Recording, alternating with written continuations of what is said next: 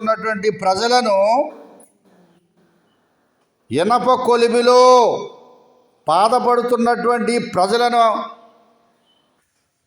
దేవుడు విడిపించి మోషే గారి ద్వారా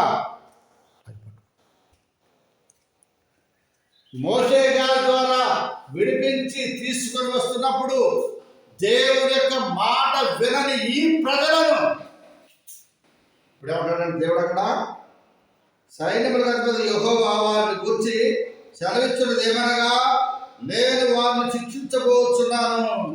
ఇర్మియా గ్రంథం 11వ అధ్యాయంలో దేవుడు ఇర్మియా ప్రవక్తతో చెప్తున్నటువంటి మాట ఈ రోజు నీతోటి నాతోటి కూడా దేవుడు చెప్తున్నాడు. దేవుని యొక్క మాట విననొల్లని ప్రజల వైపు నా దినవల్ల నా చేతులు చాపుచున్నాను. కనుక నీవు శిక్షించటము దేవునికి ఇష్టము కాదు. నువ్వు లొంగుతావని పిల్లలు చూడండి, తల్లి ఉన్నదనుకోండి కొట్టివాడిని ప్రేమతో కొట్టివాడిని క్రమశిక్షణగా పెడుతుంది. అలాగే టీచర్స్ వారి పిల్లల్ని కూడా ఎలా చూస్తారు?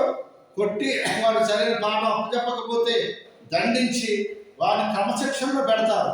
నన్నైతే రోడ్ల కర్ర పెట్టుకుంటాడు మా ఇంటి మేస్తారు. లెక్కలు సరిగ్గా తప్పు చేస్తే రోడ్ల కర్ర పెట్టుకుంటాడు. వాళ్ళకంటే నేను ఎక్కువ లెక్కలు చేస్తాను మొదట. దేవునికి స్తోత్రం.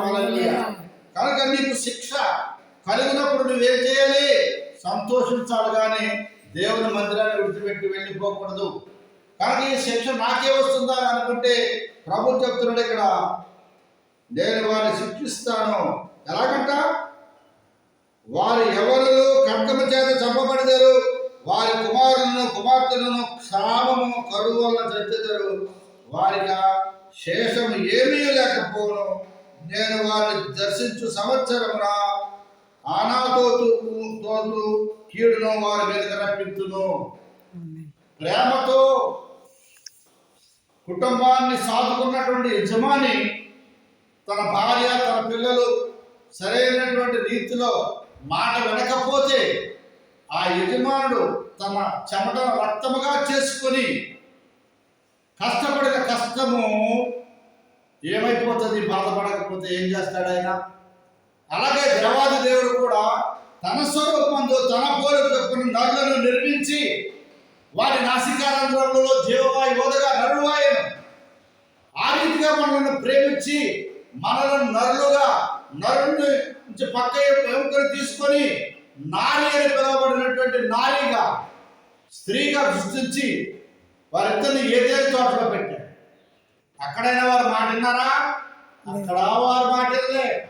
కనుకనే దేవుని యొక్క వాగ్దానము దేవుని యొక్క మాటను నెరవేర్చేవారుగా మనం ఉండాలని ఆయన ఇష్టపడుతుంటే, నువ్వు ఆలోచనగా చేయకపోతే దేవుడు నిన్ను నీ కుటుంబాన్ని ఏం చేస్తాడని మాట్లాడుతాడు. నా మాటలు కాదు ప్రియ సహోదరుడు. కానీ ఇవి దేవుని యొక్క మాటలు పుట్టబోయబడిన మాటలు పరిశుద్ధమైన గ్రంథంలో నుంచి తీయబడినటువంటి మాటలు తప్ప మా సొంత మాటలు కావు.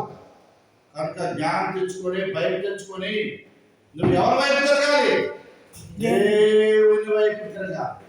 నువ్వు ఎప్పుడైతే దేవుని వైపు తిరిగావో దేవుడు నీ ఎడలకు చూపుతాడు, కనికరం చూపుతాడు. కనికరం గల దేవుడు కనుక దేవుడు నిన్ను నన్ను కూడా ఆశీర్వదించడానికి వచ్చాడు, కానీ మన మరణానికి అప్పగించడానికి రాలేదు.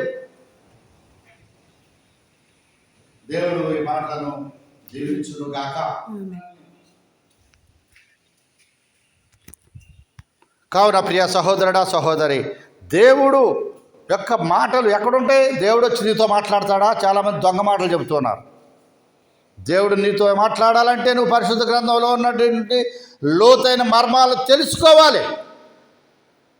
తెలుసుకోవటానికి దేవుడు చెప్తున్న మాట ఏంటంటే, దేవుని యొద్దకు మీరు రండి, అప్పుడు ఆయన మీ యొద్దకు వచ్చును. దేవునికి స్తోత్రం. హల్లెలూయా. అటువంటి ఆశీర్వాదం కొరకు మనం వేచి ఉందాము. దేవుడు మనలను మన కుటుంబాలను దీవించి నడిపించునుగాక. ఆమేన్, ఆమేన్.